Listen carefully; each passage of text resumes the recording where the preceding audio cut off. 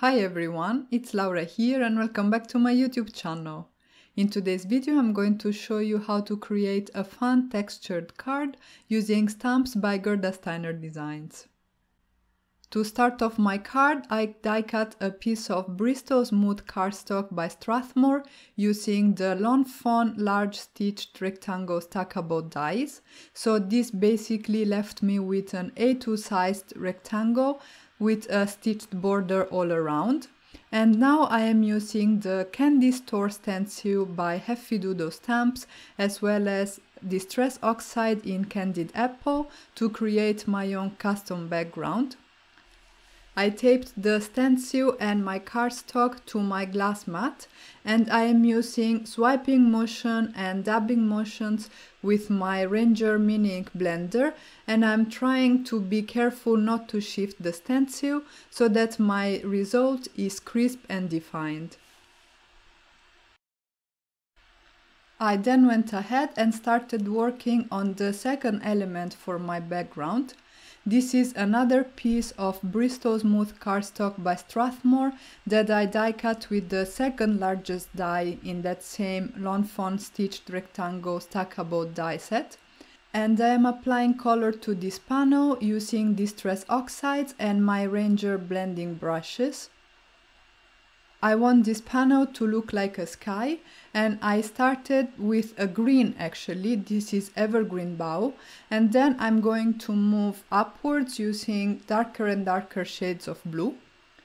The one I am applying right now is Salty Ocean, and next up I will add some faded jeans. And the last color that I chose for my sky background is the new Chipped Sapphire, which was just recently released. So my sky will start, as I said, with a green color and then will shift towards shades of blue, which will become progressively darker as I blend my way upwards. And I have recently shared a background like this, but where I used different colors of Distress Oxides. So if you wanna check out that video, I will link it in the description box down below. And this way you can see how, with the same idea, you can get different looks when using these different color combinations of Distress Oxides. Once I was done ink blending, I picked up a stencil by Create a Smile Stamps and my Nuvo Glimmer Paste in Moonstone to create a fun shimmery snowflake background on this sky panel. I secured the stencil to my cardstock using some washi tape at the back, and I am using a plastic spatula to apply the Nuvo Glimmer Paste onto the stencil. And as soon as I am done applying the Glimmer Paste, I am going to remove the stencil and clean my spatula, my work surface and the stencil. And you want to do this relatively quickly and to wash your stencil under warm water, because if your Glimmer Paste sticks to the stencil, there is no way you're gonna take it off. So just make sure you wash your tools just as soon as you're done. And this Glimmer Paste is really gorgeous. It adds such a beautiful shimmer to your projects. I really should get more colors. While my sky background was aside to dry, I started working on my image. I am using the Gerda Steiner Designs Santa and the Kitten stamp set, and I am stamping it with Memento Tuxedo Black ink over a piece of Nina Solar White 110 pound cardstock, and I will be coloring it with my Spectrum Noir markers. I started off by coloring Santa's face, and I am shading it as if the light is coming from the top right of the screen, so that the darkest areas will be the ones on the bottom and on the left portion of the images. I added my TN3 as my darkest shade, and I'm blending that out with the FS9. For my mid-tone color, I chose the FS4 and I am extending those areas up towards the highlight. And finally, I will come in with the FS2, which is the lightest marker in this combination. I'm going to go over all the areas once again with each marker so that I get a nicer blend and I can deepen the shadows a little bit more.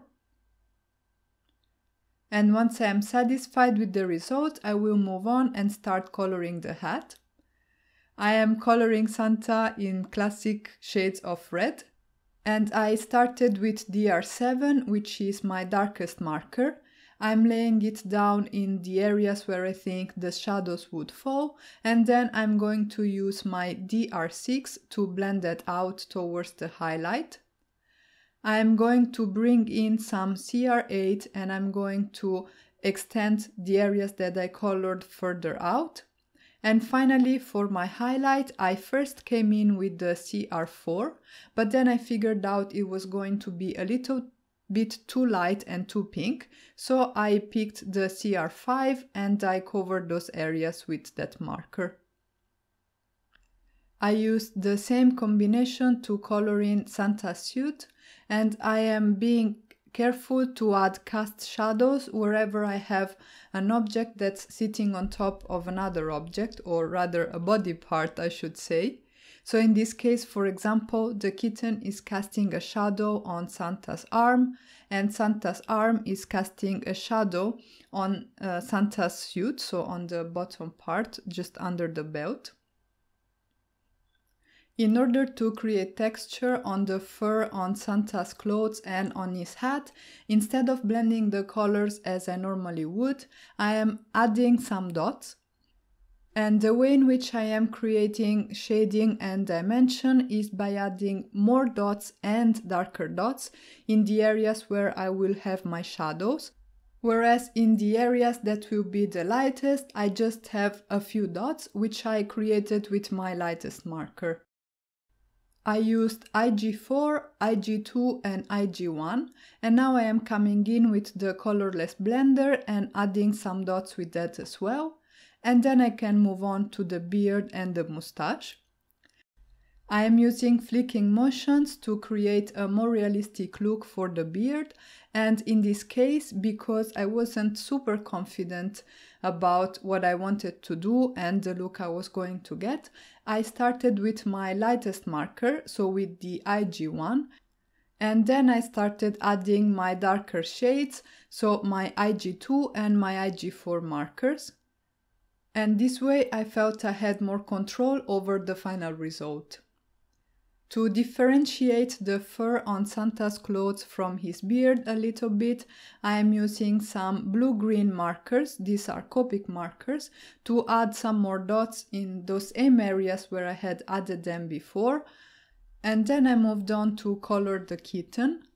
For that I used some warm gray markers, and again I am adding my shadows, taking into account the light source, which is coming from the top right corner, and the presence of cast shadows.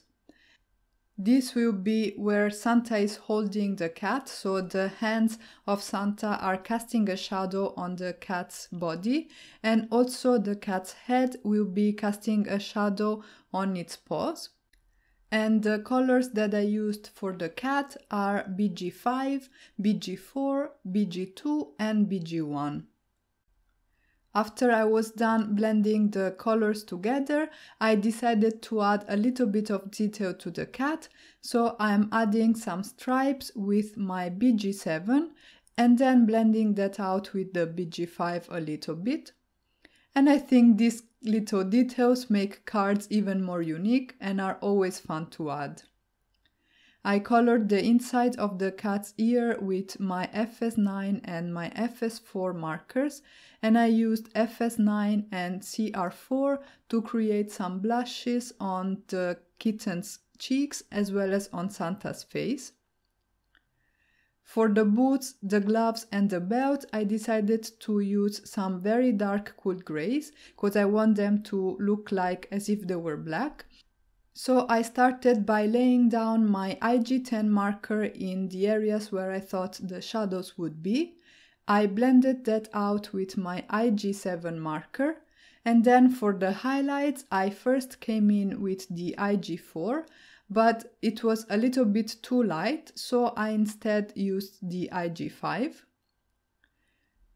And finally I am using IG4, IG2 and IG1 for some of the smaller details on Santa's boot.